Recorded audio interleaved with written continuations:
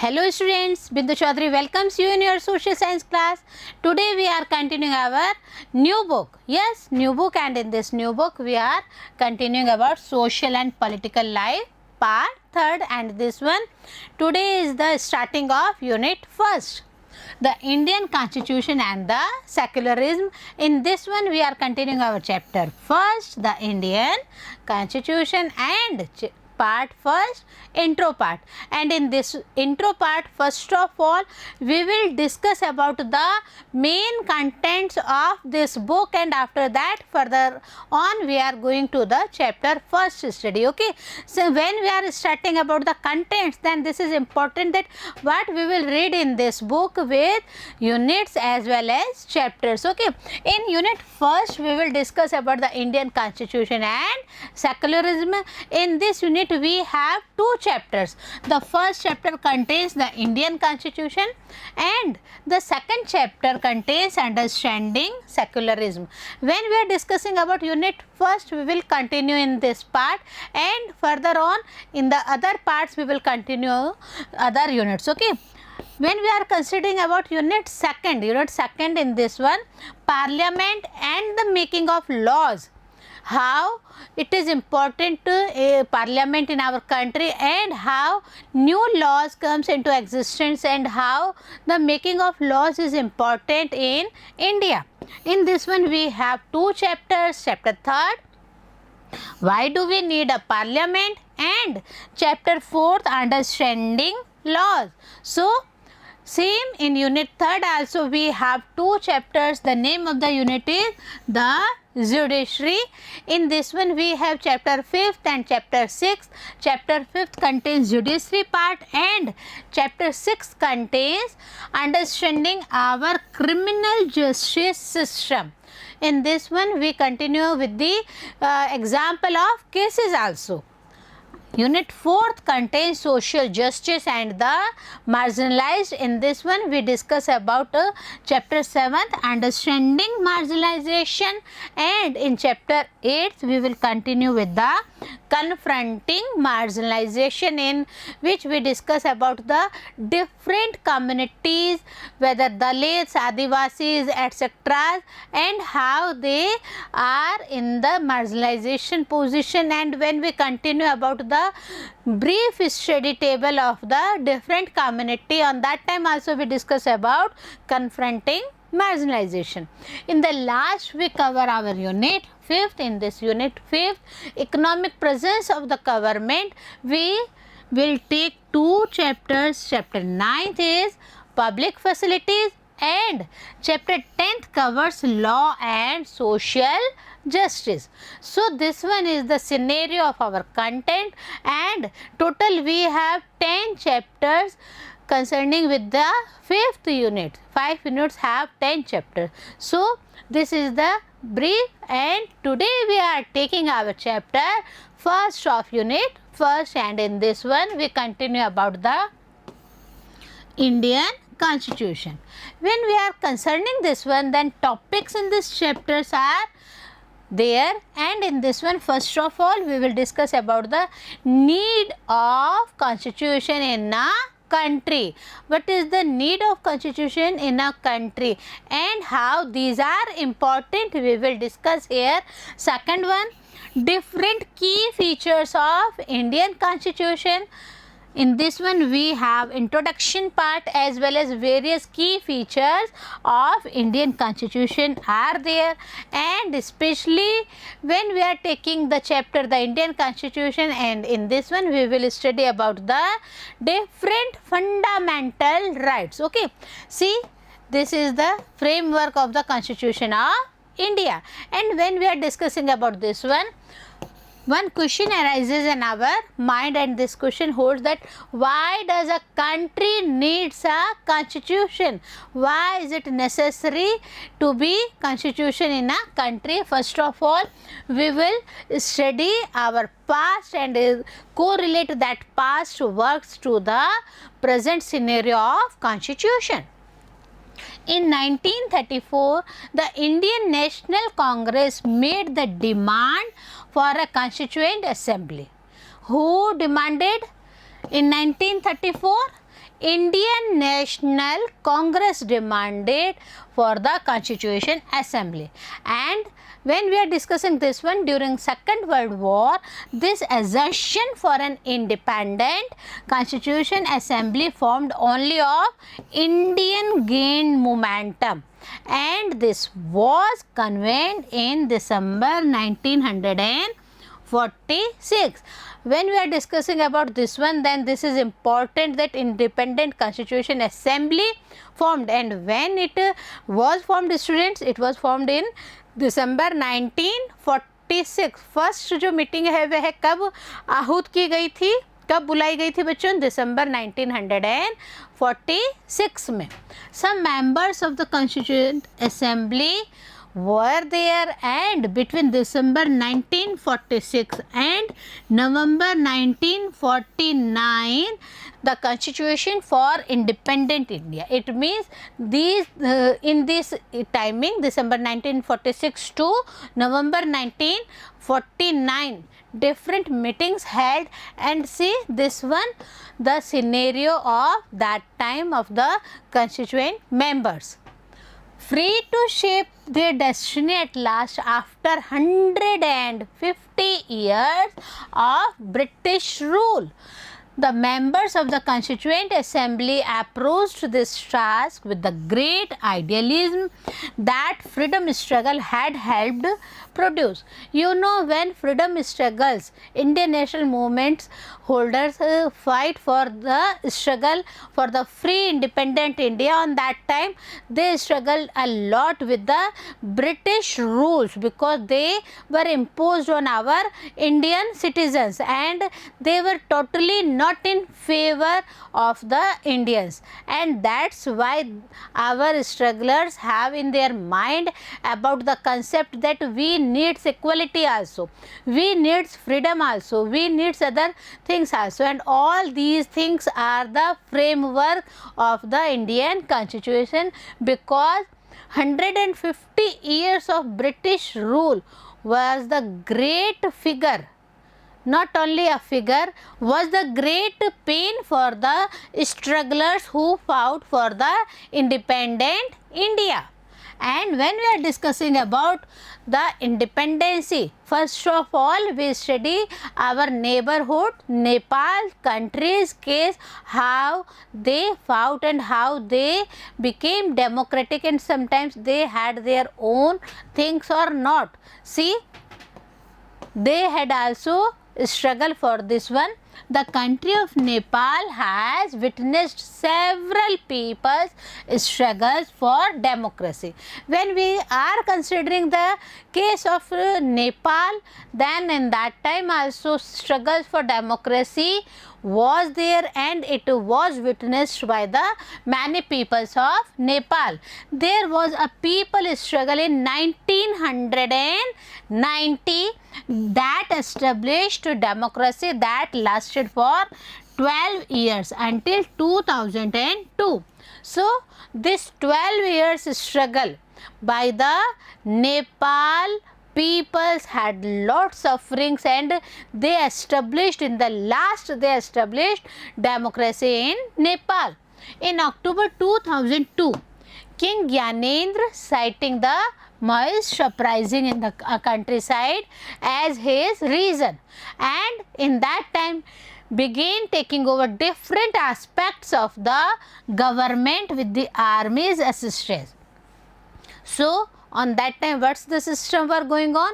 Monarchy system was going on, and in that one King Gyanendra cited many Maoist uprising in the country. Okay, see, let us try and understand what we mean by this through two contrasting situations in the recent history of Nepal, a country that borders India on the north.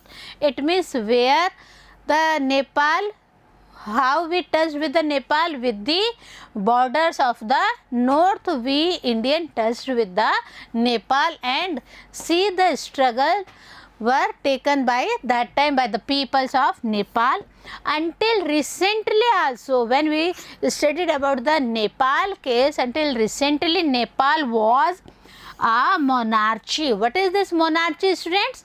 Monarchy is the system, a country that is governed by a king or a queen, and that country is called as the monarchy system because on that one only king and queen's hold was there. So, when we are discussing about Nepal, the previous constitution of Nepal, which has been adopted in 1990, reflected the fact that the final authority rested with the king. What's were going on that time? See, clear concept in your mind is coming that constitution of Nepal was adopted by that time in the 1990, but all that thing reflected the real fact of what? Real fact that the final authority rested with the king. So, it's not an authentic thing that monarchy system and democracy parallelly going on. So, everything in the Nepal hold all the things with the king. A people's movement in Nepal fought for several decades, not for years, several decades to establish democracy, and in the year 2006 they finally succeeded in putting an end to the powers of the king. So, when the powers of the king finished in Nepal in the year 2006, the kingship was finished by Nepal, and that was the time when the democracy system in the 2006 going on in Nepal. Nepal, by moving from a monarchy to a democratic government, needs to change all its constitutive rules in order to usher, it means upshikshak, in a new society. When this was changed, monarchy system was changed into a democratic government, all the things they need, what? All the things needed by the country is the constitutive rules. For what? In order to usher a new society in Nepal, and this is the important time for Nepal when they fought for their own democracy, when they fought for their own new constitutive rules in Nepal. This is why the people of Nepal adopted a new constitution for the country in 2015. Yes, in 2015 what happened in Nepal? New constitution was adopted in Nepal. The caption alongside elaborates Nepal's struggle for democracy, and there was a caption also, and that caption holds the Nepal's struggle for democracy. So, this is the case study of Nepal. When we are discussing about this one, the second important purpose of a constitution is to define the nature of a country's political system. First one about the monarchy, and from monarchy to the democratic country, and the next one is what? The second important purpose of a constitution is what, students? Is to define the nature of a country's political system. When we are taking example of this one, for example, Nepal's earlier constitution stated that country was to be ruled by the king and his council for ministers of ministers. Okay, when we are discussing about this one in Nepal, see, only on that time constitution stated with the ruled by whom? Ruled by the king and his council of ministry, not by the constitution. So, this one is the main thing you will consider in your mind. In democratic societies, the constitution often lays down rules that guard against this misuse of authority by our political leaders. misuse also, and misuse of authority by whom? By the political leaders of the country. So in the case of the Indian constitution, we had taken the case of Nepal country, and with that one we studied about monarchy system as well as democratic system. And when we are discussing about Indian constitution, students, many of these laws are contained in the reaction on fundamental rights. It means fundamental rights mentioned in our constitution are the important part of constitution. How the Indian constitution guarantees the right to equality. See, when we are considering about fundamental rights, then one of the fundamental right is what? Right to equality is there to all persons, and says that no citizen can be discriminated on grounds of religion, on grounds of race, on grounds of caste, on ground of gender and place of birth. So this one is the criteria of right to equality, that no person was discriminated with the religion, with the race, with the caste, with the gender, or with the place of birth.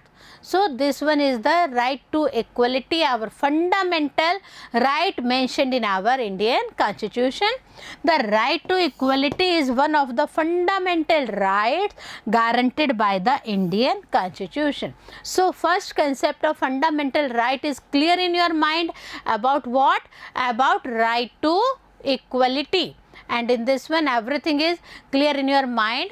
Another important function that a constitution plays in a democracy is to ensure that a dominant group does not use its power against other less powerful people or groups. So this one is the second important thing we are discussing in this chapter, because in our parliament we have two parties. First one is the favor party and next one is the opposition party, and in this one it is totally clear that a dominant group does not use its powers against to whom? Against to other less powerful or the opposition group of the parliament. The constitution usually contains rules that ensure that minorities are not excluded from anything that is routinely available to the majority. Important thing here about minority group and majority group. Minority groups, it means that group which has very minimum things in themselves, as Dalits, as Adivasis, as Muslim communities, and this is mentioned in our constitution that any minorities are not excluded from anything that is routinely available to the majority. We will discuss about this one in our next coming chapters also. Another reason why we have a constitution is precisely to prevent this tyranny or domination by the majority of a minority. It means this concept is totally clear in our constitution that majority group and minority groups holds every and equal rights as mentioned in the Indian constitution, because no discrimination based on anything. It means based on any caste, based on any religion, based on any gender and place of birth also. The third significant reason why we need a constitution is to save us from ourselves. Third reason is also there, and this third reason holds that to save us from ourselves, and in this one similarly the constitution helps to protect us against certain decisions. Certain decisions, it means that we might take that could have an adverse effect on the larger principles that the country believes in. So this scenario is totally clear in your mind that this is also important, that larger principles that the country believes in, it becomes equal to all the citizens of India. For example, when we are considering this, it is possible that many people who live in a democracy might come to strongly feel that party politics has become so acrimonious that we need a strong dictator to set this right. So party politics is there, but every concept is clear in our Indian constitution about the rights of the public, it means fundamental rights. In next part of this chapter we will continue about the fundamental rights, about the other parts of our Indian constitution. So stay with us. Have a nice day.